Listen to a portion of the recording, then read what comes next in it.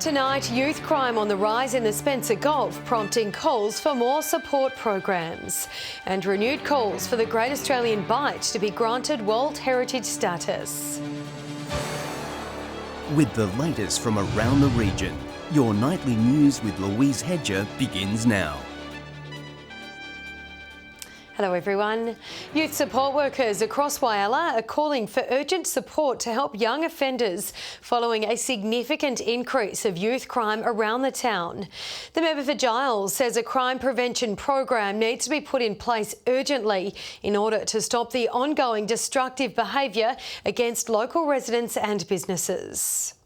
It's an ongoing issue needing a resolution fast. Multiple businesses and residents across Whyalla have been left out of pocket with damages caused by a handful of young offenders. A bunch of kids that are under the guardianship of the minister here in Whyalla that's literally running riot. They're causing thousands of dollars worth of damage. They're threatening people, and we need to respond. The local member says although police are doing their job in apprehending these young offenders, it's just a band-aid solution. They go to court, they're often released. There's no options. We need strong crime prevention programs. We need early intervention in families so kids do not go off the rails. Freedom of information documents obtained by Mr Hughes reveal a massive increase in the number of children under government guardianship reported as missing or absent in Whyalla. And there's literally hundreds and hundreds of missing reports. So that means those kids are not at the houses they're meant to be at. They're out in the streets causing a lot of damage. I've spoken to a few of them. Yeah, they're just bored. Some of them rather be with their friends because their friends are out doing all this stuff and they'd rather be a part of the gang. This Aboriginal youth worker, Darrell Gibson, says the government needs to provide more funding in the sector. Yeah, they need to provide more programs, or if not, give us little guys a lot more money to work with them, to do a lot more with them. We have nothing on offer at the moment. One of the first things that the current government did was to cut the only crime prevention program we did have in Whyalla. The government did not respond to our question about its programs in time for deadline, but support workers say there are programs available with an open door policy for young people in the area. Every Friday night, the Plaza Youth Centre hold a drop-off session where youths aged from 10 to 25 can find support. Sophia Contagonis, 7 Spencer Gulf News. Police are on the hunt to identify a driver they believe may have information surrounding last week's suspected hit-and-run crash which left a 29-year-old man dead in Port Augusta. Security vision captured this four-wheel drive utility travelling southwest on Carlton Parade just before 2:30 the morning of the collision. Anyone with information of the identity of the driver or car is asked to contact Crime Stoppers. A Port Pirie man has been jailed for 12 months for trafficking abalone and assaulting a fisheries officer. Minister Tim Whetstone is expressing his despair that residents are still not listening to the rules. Michael John Eyre has caught more than he bargained for. First, authorities found him with 40 undersized abalone in Moonta Bay. Soon after, they uncovered almost 1,000 more. He provided a false name and address before assaulting an officer during his arrest. Now serving 12 months jail and slapped with a $7,000 fine. He'll also be banned from fishing abalone for 5 years. Well, I think it serves him right. There's rules and regulations in place and it applies to all of us. Local fishermen reeling at this type of behaviour. I think anybody that does the wrong thing and flaunts our laws should be really, hit with large fines. The minister frustrated and fed up, warning repeat offenders will be prosecuted. I think it's outrageous. Go out there and take 200 times the bag limit and not expect to get caught. Local leaders encouraging fishers to stick to the limits for a sustainable future. Short-term pain for a long-term gain is purely that. We are actually looking at restoring our stocks so that we can fish into the future. Fishery officers are recommending for locals to stick to the limit or risk a hefty fine, with amped up patrols in the area due to the recent snapper ban. Recently they've caught quite a few people that are doing it, so that's a bit of a bonus. So it's a commodity that we've all got, and in Australia we're very lucky compared to other countries. Shari Hams, 7 Spencer Gulf News. The fallout from Norwegian energy giant Equinor's shock decision to pull out of the Great Australian Bight is still being felt across the region today. Environmental groups are renewing their calls to give the area World Heritage protection, but the government says the door is still open for development in the area. A topic that divided the nation, the fight for the Bight is over, for now. I think it is good news for the state of South Australia and especially the coastal communities that could have been affected by an oil spill that Equinor is no longer proceeding with their plans. The Norwegian energy giant announced it would scrap its plans to drill for oil in the Great Australian Bight, blaming high costs associated to set up a rig and supply base was too great. Equinor says that the projects didn't stack up economically for them, but the truth of the matter is that the projects didn't stack up economically for South Australia either. The news of Equinor's departure labelled a disappointing blow for the government. There's been quite a few communities that have been quite excited about the fact that we could see some extra jobs and investment, which is a great challenge for pretty much all the rural areas in Australia at the moment. But the Australia Institute says the risk of drilling in the Bight was too great, claiming more than 20,000 jobs would come under direct threat. Environment groups renewing calls for the government to give the area World Heritage protection. When a state is lucky enough to have an extraordinary environmental asset like the Great Australian Bight, protecting it for future generations makes sense. The government says it will keep the door open to development in the region, but says with Equinor leaving the Bight, it could act as a deterrent for future companies. BP left in 2016, Chevron a year later. The future for drilling in the area now looking bleak. I can't see anyone really sticking their hand up again for the gap in the near term, but that'll be up to the various companies. Nathan Regter, 7 Spencer Gulf News. Still to come tonight, primary industry and agriculture sectors reach record levels, but many farmers are still battling the drought. And the Red Cross puts out an urgent call for more blood donors.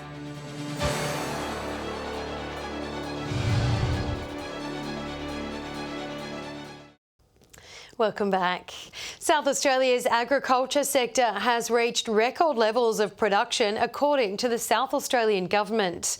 While some are rejoicing, hundreds of drought-stricken farmers on Eyre Peninsula's east coast are still doing it tough as they face the daunting prospect of a third year of low rainfall. A bumper year for farmers, with forestry, wine, horticulture and wool reporting record highs. Sheep prices are cruising, the lamb prices are excellent, so sheep, yeah, they've been a real bonus this year. Currently, farmers can fetch anywhere between 12 to 1400 cents a kilo for wool, a jump of 19% from last year. The nation's ongoing drought and fire-ravaged farmland driving up prices. Good news for farmers, not necessarily for consumers. I guess the supply and demand with sheep, the sheep numbers are down, way down, everyone knows that, and lamb prices, we've still got to eat, and yeah, lamb prices have gone through the roof. Just 200 kilometres up the road from David Bascom's farm, it's a completely different story, with bone-dry landscapes crippling hundreds of farmers. This year just gone against eastern Eyre Peninsula and parts of the more northern agricultural areas of our state certainly had dry seasonal conditions. Drought-stricken farmers now face the daunting prospect of a third consecutive year of drought, with no sign of relief coming anytime soon. I reckon it's going to be a similar year to this year. It's going to be tough. If you're on coastal, you'll be fine, but inland's going to be, it's going to be a tough one. The lower Eyre Peninsula has also copped a difficult season. A freak windstorm which hit the region last November caused chaos across farms. David watched helplessly as more than 40% of his crop was blown away. That hurt, yeah. It affected every farmer. Didn't matter how big or small you were, everyone got affected by it. Nothing you could do, it was just sit in the house and watch. Despite tough conditions, the South Australian government says the agriculture sector is booming, generating more than $15 billion in revenue. We continue to produce good crops, produce good wool and good meat products that are much in demand across the rest of the world, particularly in Asia. Nathan Regter, 7 Spencer Gulf News. The Red Cross is urging blood donors to head to the Lifeblood truck at Central Oval in Port Augusta. The mobile bus will be in town until Friday afternoon, collecting the life-saving liquids. The big red bus is back in town and taking donations. It will remain in Port Augusta for 4 days to get as many donations as possible. We want to make it as easy as possible for people to donate blood, and part of that is our pop-up donation buses that travelling to regional areas. Those who can donate are advised to book appointments, with generous locals already lining up to donate blood and plasma. There's no pain, it doesn't hurt. You've just got to overcome the thought of it, I think, more than anything else. Greg travelled from Corn to donate. He's been doing it for 20 years and says it gives a sense of fulfilment. I suppose it feels good to know that somebody else can make use of a donation for blood, yeah. Other donors giving their blood knowing it has helped those close. My pop has cancer, so he has to have monthly transfusions. So, yeah, it's really important for our family, but for anyone really. I've got lots of friends that have had problems having babies and things, so they've had to have transfusions as well. The mobile donor centre will remain at Central Oval until Friday. Those interested in donating are urged to make an appointment or a visit to the Oval. Laura Milovanovic, 7 Spencer Golf News. Stay with us after the break. Animal lovers rejoice. The RSPCA is searching for more volunteers. And is there a future for the Silverlands Sunsets Music Festival?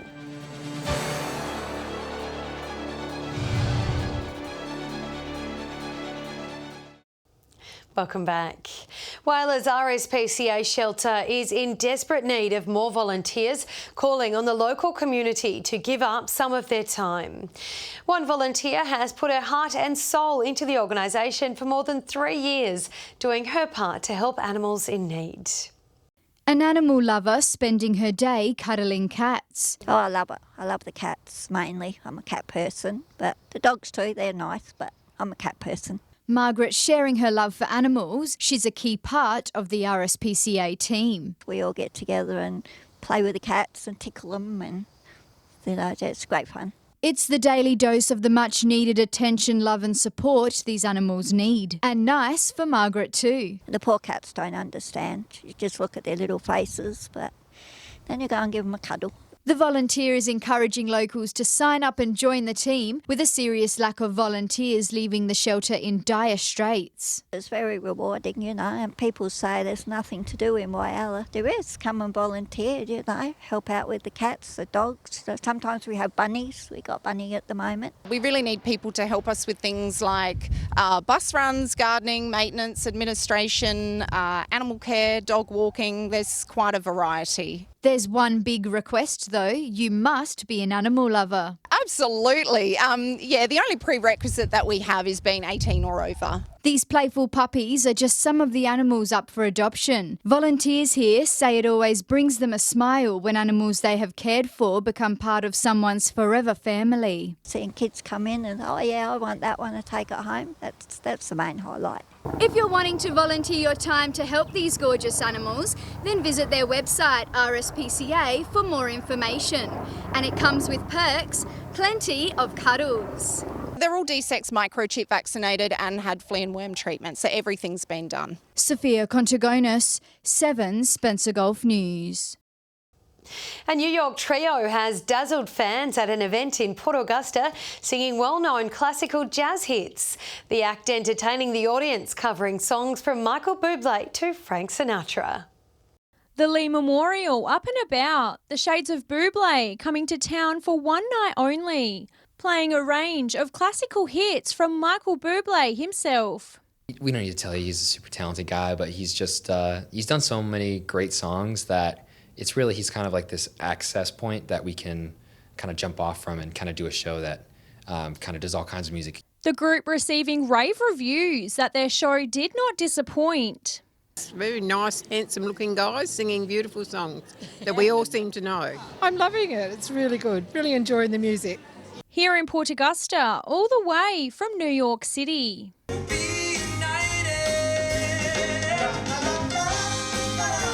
Singing and dancing, the crowd weren't shy to get up and groove. The Sinatra songs are beautiful, yes, and we know them, which is lovely. I did it my way. The The trio will continue the tour around South Australia, making their way around the Gulf, saying it's a show for everyone. If you love Elvis, if you love the Beatles, if you love Frank Sinatra, we have something for you. So come along. It's like 3-part harmony and singing, dancing, get people up in the aisles. Come and have fun. Laura Milovanovic, 7 Spencer Golf News. Organisers of the Silverlands Sunsets Music Festival are hoping the event will have enough support for it to be hosted for a third time. The future of the festival looked uncertain when they were forced to cancel this year's show, with a decision yet to be made on next year's.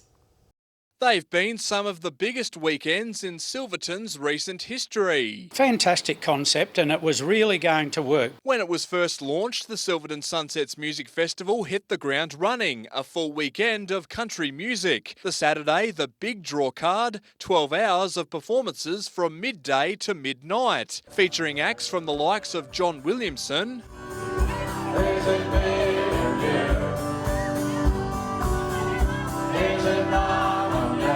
to Troy Cassadaly,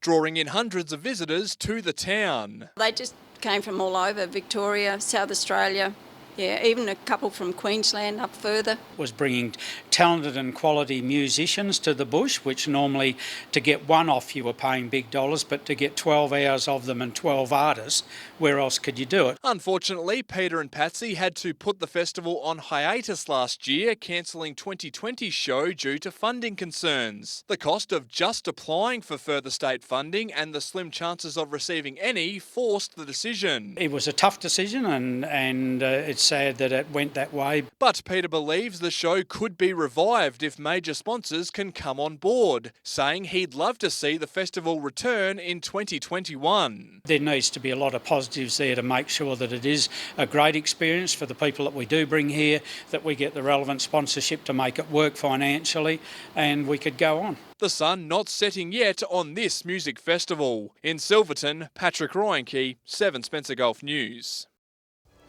Stay with us. After the break, we'll have this week's Fuel Watch and the weather with Brit.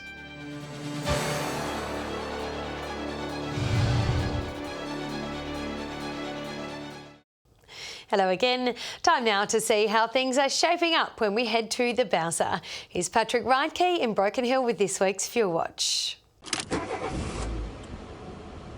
For the fourth week in a row, the region's petrol prices have not gone up. February has been a good month for the averages. Starting with unleaded, and Port Lincoln is finally out of the $1.50 price range, ticking down to $1.49. Port Augusta looks to be following the same trajectory, dropping a cent or so to be on $1.51. Whyalla is still the cheapest in the Spencer Gulf and the only township to be in the 130s. Port Pirie is the last regional centre to see some green, down to $1.44, 2 cents behind Kadina, which saw no movement this week. Here in Broken Hill, we've broken even, $1.49 last week, the same this week. Adelaide's time in the low prices has come to an end, the SA capital rocketing from $1.23 to $1.50. Turning over to diesel now, and it's a pretty sight to see. No places seeing a rise in its price. All of the town averages are quite remarkably hovering around the same price, excluding Broken Hill, of course. Port Augusta is down 2 cents from last week, now on $1.47 a litre. That's the same as Kadina, which had a quiet week. The remaining Spencer Gulf towns in Whyalla, Port Lincoln and Port Pirie are all averaging $1.48. Here in the Silver City, we're paying the most of any place on the board, $1.54. Adelaide doing it easy, now into the 130s. Finishing off with a quick look at Autogas, basically all quiet on the Spencer Gulf front, except for Port Augusta, which has dropped by 3 cents. Port Lincoln 92, Whyalla 93, Port Pirie 94, Broken Hill and Kadina a bit more than that. Adelaide enjoying the good times, going down again to 86 cents. Now remember that these prices are the regional averages and they do not reflect any one particular outlet. And if you do find a spot that does sell unleaded, auto gas or diesel for cheaper, be sure to let us know on our Facebook page. And now for a look at your weather, here's Brit Aylan. Thanks, Louise, and good evening. Mild conditions about the region today, 29 the high at Broken Hill. Port Augusta and Port Pirie both reached 27 degrees, Whyalla 25, Port Lincoln 22 today. Here's a look at the patchy cloud about our region today, with jet stream cloud about the south not bearing any rain. To tomorrow, we'll start with the Gulf waters, winds south to southeasterly at up to 15 knots with seas at 1 metre. Sunrise just before 7 a.m. Mostly fine conditions on the forecast, sunny in the north with a little more cloud cover about southern coastal areas.